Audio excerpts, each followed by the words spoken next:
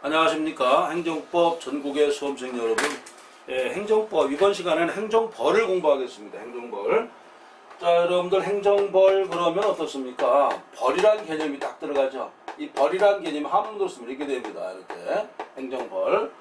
어떤 철창에다가 사람을 넣어놓고 말을 못하게 만드는 거, 이게 바로 벌이라고 합니다. 행정벌. 자, 이렇게 보시면 되겠고요. 이 행정벌은 두 가지로 나눌 수 있습니다. 행정형벌, 행정형벌이라는 개념이 있고요. 그 다음에 행정질서벌, 여기서부터 어렵습니다. 행정질서벌 이렇게 되어 있습니다. 행정형벌 같은 경우는 형사벌입니다. 그래서 형법에 나와 있습니다. 9가지가 있어요. 9가지가 있고, 요것은 바로 죄형법정조위가 되겠습니다. 그 다음에 행정질서벌은 바로 이제 과태료 같은 걸 뜻하죠. 과태료. 과태료 처분은 주로 어느 법에 우리가 의존하냐면요, 질서위반 행위규제법. 질서위반 행위규제법에 따라서 우리가 과태료를 부과합니다. 이번에도 이제 여기서 시험에 나온 게 뭡니까? 예를 들어서 신분자가 있다. 그런데 이제 비신분자 있죠. 비신분자인 B가 신분자에게 가공을 했다는 겁니다. 이 문제가 나왔죠. 그랬을 때 비신분자는 과태료를 부과할 수 있을까 얘기예요. 이게 문제 나왔는데, 물론 제가 이번에 뭐 행정법이나 행정학 다 100% 똑같이 맞췄습니다. 근데 요거는 뭐 제가 이제 이번에 시험 보기 하루 이틀 전에 요거 분명히 나올 것이다 이렇게 얘기했어요. 이거 나왔죠. 비신분자가 신분자한테 가공했을 때 이 사람도 과태료 처벌한다. 맞습니다. 그리고 이제 과태료하고 이제 구별되는 개념이 또 있어요. 바로 이제 이행강제금이다. 이행강제금하고 강제금입니다. 이행강제금하고 이제 과태료하고 항상 비교가 되는데, 어떤 측면에서 비교가 되냐면, 이 과태료는 어떤 과거적 측면, 과거에 대한 제재입니다. 그렇지만 이행강제금은 과거가 아니라 현재에 대한 제재다. 현재 또는 장래입니다. 장래에 대한 제재다. 이렇게 볼 수가 있는 것입니다. 자, 그 다음에 행정벌은 말이죠. 일반 권력관계와 관련이 있고요. 징계별은 특별권력관계다.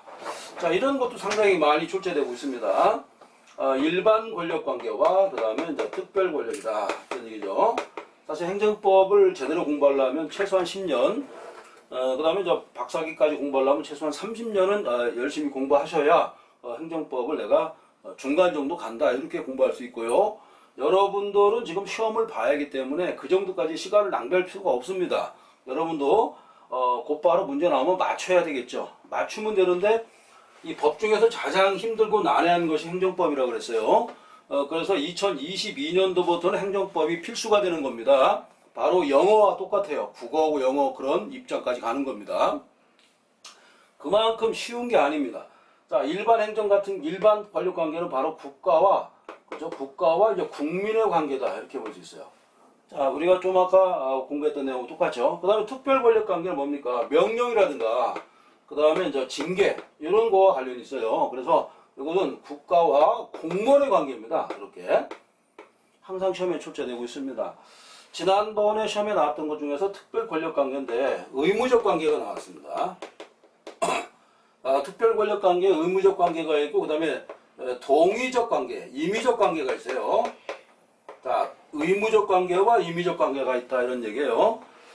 의무적 관계 같은 경우는 뭐냐면 강제적이죠. 그래서 학력 취약 아동에 대한 입학, 이런 문제죠. 이것은 의무적입니다. 다른 말해서 강요적 문제, 강제적 문제 이렇게 볼 수 있어요.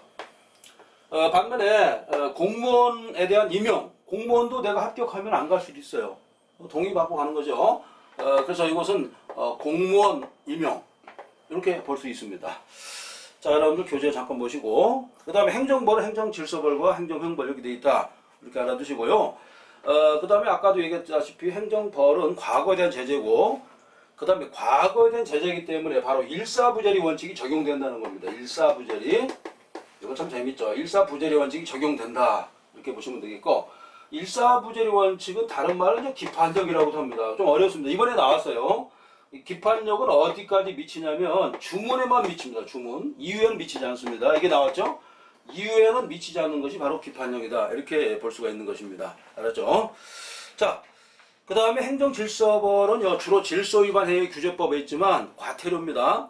근데 과태료가 여기만 있는 것이 아니라 다른 법에도 많이 지금 깔려 있어요. 예, 그리고 종전에는 비송사건 절차법에서 규정하고 있었습니다.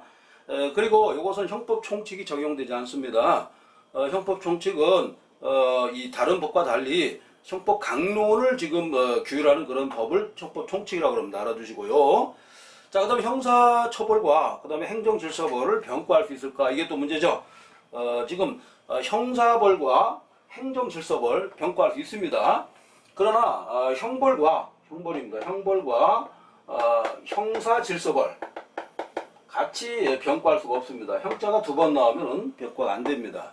자, 여러분들 행정법을 만점 맞기 위해서는 좀 피나는 노력이 필요합니다. 최근에는 어떠한 시험, 그 시험이 뭐 남들이 봤을 때 좀 쉬운 시험이다 그런 시험일지라도 엄청난 투자를 하지 않으면 합격할 수 없어요. 지금 뭐 코로나 시대다 보니까 지금 대학생들도 그렇고 개학생들 뭐 저도 오다가 대학생들하고 얘기해 봤는데 대학생들의 지금 90% 이상이 공무원 또는 공직에 가고 싶어 하는 겁니다. 종전 같으면 대기업으로 가려고 그랬죠. 근데 대기업 안 가려고 그래요. 앞날에 지금 알 수가 없는 거예요. 대기업 같은 경우. 뭐 KBS라든가 MBC 옛날엔 좋았죠. 그러나 지금은 그게 아니죠. 종전에 상당히 각광받던 직업이 지금은 서서히 없어지고 있습니다. 자, 이렇게 알아두시고. 자, 그러면 행정벌의 특징 중에 하나가 바로 뭡니까? 고의과실을 필요로 한다는 것이죠. 고의와 과실. 이렇게 알아두시면 되겠습니다. 지난번에 이게 시험에 나왔었는데, 자, 우리가 이제 고의와 과실에 대해서 제가 좀 이번 시간에 한번 정리를 한번 해보도록 하겠습니다. 이번 시간에. 자, 고의와 과실이 우리 행정법에서 상당히 중요합니다. 어떤 부분이 중요한가 보겠습니다. 첫 번째가 지금 공부했던 질서위반 행위규제법 위반 행위규제법입니다. 요게 이제 시험에 출제될 수 있는데, 그 다음에 두 번째는 뭐냐면 과징금이에요. 과징금 쪽에서 또 문제가 되느냐 이런 얘기고, 그 다음에 이제 형벌이죠. 자, 이렇게 세 개를 한번 생각하고 마지막에는 뭐냐면 환경에 관한 환경 문제죠. 환경에서 만약에 환경 오염이 발생했을 때 어떻게 할 것이냐 이런 얘기예요. 네 가지를 한번 나눠 생각하겠습니다. 질서위반 행위규제법에서는 고의과실을 필요로 합니다. 고의 같은 경우는 자 이게 여기 잘 보세요, 여러분들. 과실에 대한 얘기가 나왔는데 과실은 요게 시험 나왔습니다. 주의 의무 위반. 요거만 되는 것이 아니라 결과 예견 가능성입니다. 자, 예견 가능성이다. 요게 시험 나왔죠. 뭐라고 시험에 출제됐냐면, 자, 과실의 경우에는 결과 위반 가능성은 필요 없다 이렇게 출제됐습니다. 필요 있습니다. 두 개째 다 필요하다는 거예요. 자, 반면에 이제 과징금이 중요한데, 과징금은 뭡니까?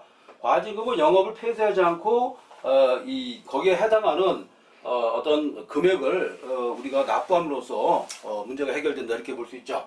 그래서 과징금 같은 경우는 고의와 과실이 필요 없습니다. 알겠지? 필요 없다. 다음으로 형벌입니다. 형벌 같은 경우는 고의와 과실이 필요합니다. 필요하다.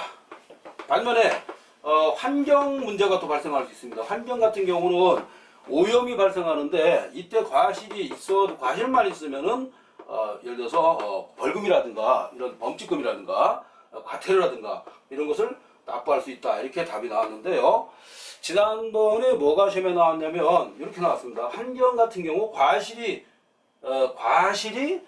있더라도 또는 없더라도 그 다음에 여기에 대한 제재를 할 수 있을까 이렇게 나왔는데, 과실만 있으면 입증하지 않더라도 말이죠. 자, 여기 조심할 게 있어요. 입증하지 않더라도 이걸 할 수 있다 이렇게 답을 하셔야겠습니다. 자, 그 다음에 우리가 또 생각하는 게 통고처분이 되겠습니다. 통고처분. 자, 이 부분을 우리가 생각을 해야 되겠습니다. 자, 통고처분 같은 경우는 통고처분이 되겠습니다. 통고처분. 이 통고처분은 말이죠. 자, 이 내용은 통고처분을 우리가 이제 공부하는데요. 이 통고처분은 우리가 지난번에 이제 공부를 했다시피 통고처분 문제는 바로 이제 범칙금이란 말이에요. 범칙금. 바로 이게 이제 범칙금 문제입니다. 사실 통고처분은 형식적으로는 뭐냐면요, 형식과 이제 실질이 달라요. 형식적으로 보면 이제 행정인 겁니다, 행정. 그러나 실질적으로 봤을 땐 이거는 사법인 겁니다, 사법. 사법이라는 것은 뭐냐면 이 검사가 말이죠, 이 공소를 제기하고 그 다음에 재판까지 가는 걸 말합니다. 그래서 실질적으로 봤을 때 재판 형식이다 이렇게 볼 수 있어요. 재판 형식이다 이렇게 우리가 생각할 수 있습니다. 근데 이 통고처분은 주로 언제 하냐면요, 가장 많이 발생하는 것이 바로 이제 경범죄 위반, 경범죄 처벌법 위반이고요. 두 번째로 이제 자주 나오는 것은 바로 이제 이 관세법 위반일 때 이럴 때고요. 그 다음에 이제 세 번째가 뭐냐면 출입국 관리법이죠. 출입국 같은 경우에 관리법을 위반했을 때 이 통고처분, 이 관계장입니다. 이 장이 이제 통고처분 하는데 바로 이제 이 범칙금을 납부하는 명령이 되겠습니다. 근데 문제는 이 처분인데 이게 처분성이 있느냐? 자, 이게 재밌죠? 처분성이 없다는 겁니다. 우리가 볼 때 있다 이렇게 생각할 수 있는데 없다는 거고, 그럼 이 처분은 어떤 성격을 가지고 있냐? 자, 이게 세 가지로 나눌 수 있다고 그랬죠. 이것도 처음에 나오겠습니다. 이 부분입니다. 그래서 이제 공거준입니다. 공거준. 자, 이게 상당히 중요합니다. 바로 이제 공권력 행사. 그죠? 그 다음에 거부입니다. 이게 행정법에서 특징 중에 하나가 이 거부도 행정 처분에 해당한다는 것입니다. 그 다음에 준하는 여기 되게 중요합니다. 준하는 행정작용이 되겠습니다. 행정작용. 이렇게 우리가 생각할 수가 있습니다. 이 세 가지가 바로 처분이다. 영어로 말하면 디스파지죠. 디파지. 자, 그래서 이제 통고처분이 있게 되면은 공관장은 바로 범칙금을 이렇게 부과합니다. 그랬을 때 이 범칙금을 이 사람이 이제 납부를 하게 되죠. 납부를 하게 되면은 모든 것이 이제 끝나는 것이죠. 행정 절차가 다 끝납니다.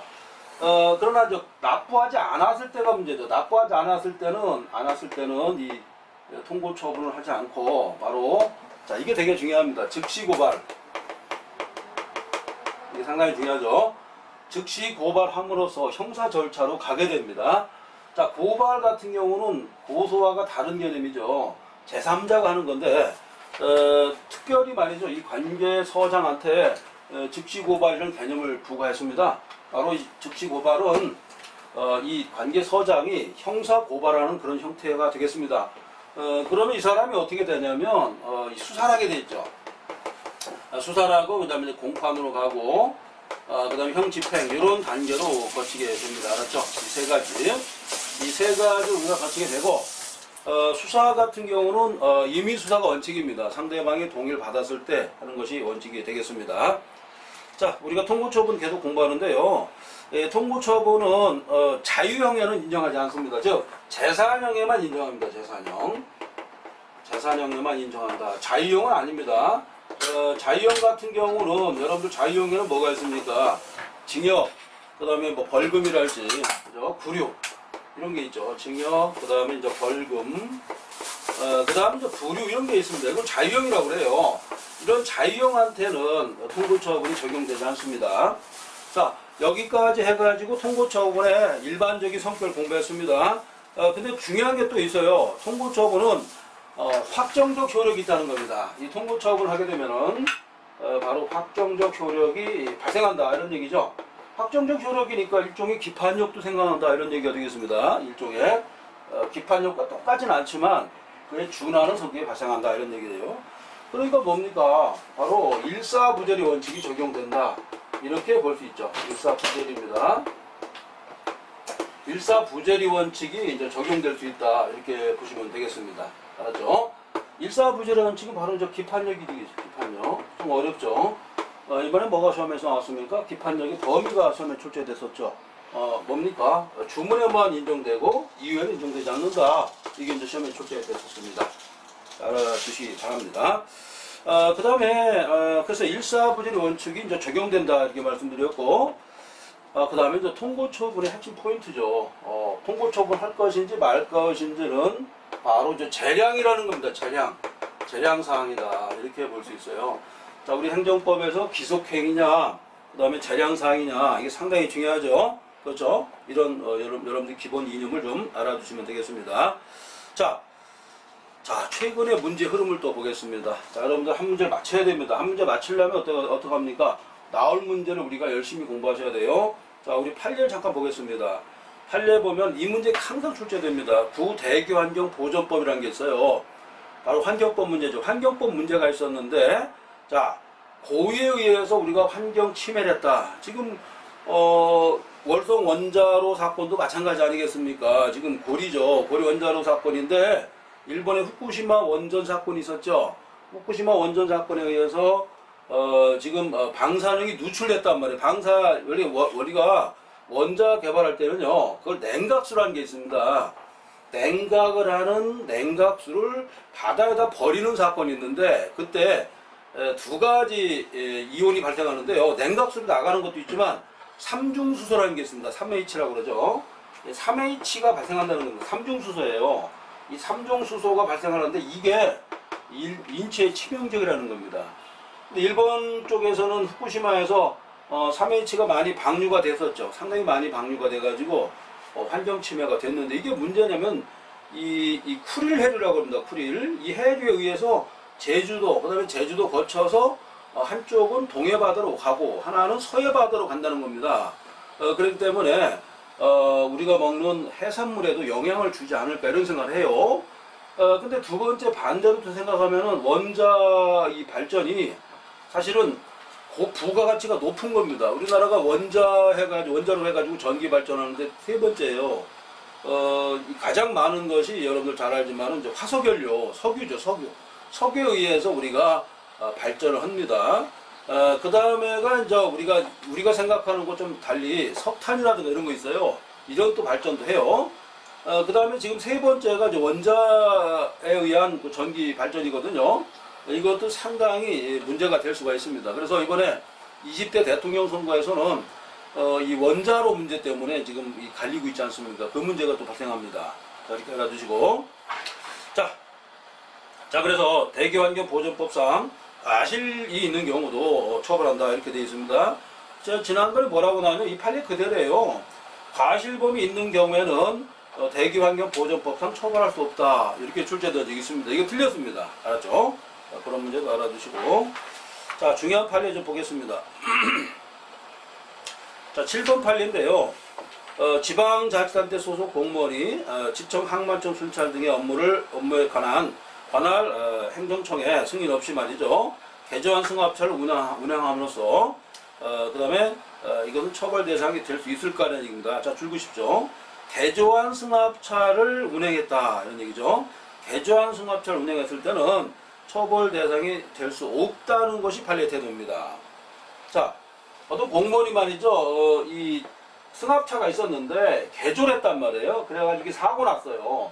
그럴 때는 어떻게 볼 수 있을까 이런 얘기죠. 이것은 양벌 규정에 따라 처벌 대상이 될 수 없다 이렇게 나와 있는데 이런 게 시험에 출제되겠습니다. 알아두시고. 반면에 말이죠. 반면에 압축 트럭이 있습니다. 압축 트럭. 압축 트럭 같은 경우는 어떻습니까? 압축 트럭은 이건 처벌 대상이 된다는 겁니다. 자, 앞으로 공부할 때 이렇게 비교를 해야 되는데, 행정법은 비교를 해야 되는데 지금 뭐라고 그랬습니까? 바로 이제 개조승합차. 개조승합차가 되겠죠. 개조승합차와 다른 점이 뭡니까? 바로 압축 트럭이죠. 압축 트럭. 압축 트럭은 책임을 진다는 겁니다. 개조승합차는 책임을 안 진다. 이렇게 보시면 되겠습니다.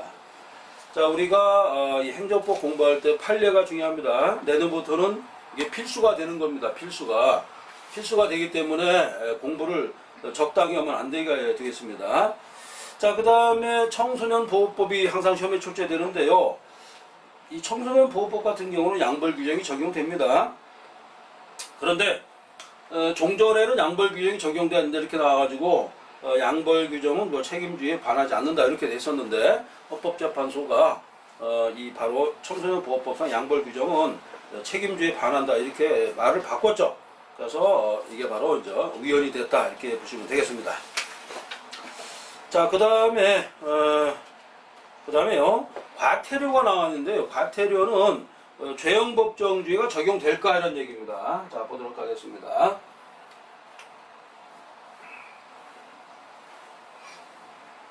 이 과태료가 항상 시험에 출제됩니다. 과태료는 죄형법정주의가 적용이 안 됩니다. 자, 과태료죠. 여기서 우리가 이제 공부하는 것이 죄형법정주의인데요. 이 죄형법정주의가 상당히 어려운 이 학문입니다. 죄형법정주의죠. 이렇게 되는데 이 죄형법정주의가 우리 행정법에서도 중요하지만 다른 법에서도 엄청나게 중요합니다. 그래서 죄형법정주의에서 가장 많이 우리가 인용되는 것이 바로 이제 법률주의예요. 그 다음에 두 번째가 이제 관습금지, 관습법 금지입니다. 그 다음에 이제 세 번째가 항상 우리 시험에 나오는 게 이제 소급표 금지입니다. 소급표 금지. 이렇게 이제 크게 이제 세 가지로 나눌 수가 있습니다. 그 중에서 가장 중요한 것이 바로 소급표 금지다 이런 얘기인데 이번에 시험에 나왔습니다. 뭐가 나왔냐면 자, 첫 번째가 진정소급입니다. 여기 이제 항상 시험 나오니까요. 그 다음에 이제 부진정소급 이렇게 되어 있죠. 이렇게 둘로 나눌 수 있습니다. 진정소급 같은 경우는 뭐 어떻습니까? 이것은 어떤 행위가 완성이 됐을 때 이 진정소급을 하면 안 되는 것입니다. 그렇겠죠? 반면에 이제 부진정소급은 미완성이죠. 미완성 시에 이것이 이제 소급할 수 있을까? 이건 적용된다는 겁니다. 그리고 이제 진정소급과 부진정소급의 공통점이 또 있어요. 공통점은 뭐냐면 바로 신뢰이익이 말이죠. 신뢰이익입니다. 신뢰이익이 작아야 된다는 겁니다. 이게 시험에 나오겠죠. 신뢰이익이.